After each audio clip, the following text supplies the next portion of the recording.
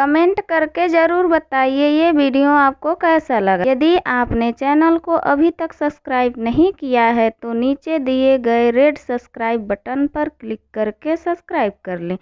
साथ ही साथ bell icon को भी दबा दें ताकि जब भी नेक्स्ट वीडियो अपलोड हो तो उसका नोटिफिकेशन सबसे पहले आपके पास पहुँचे।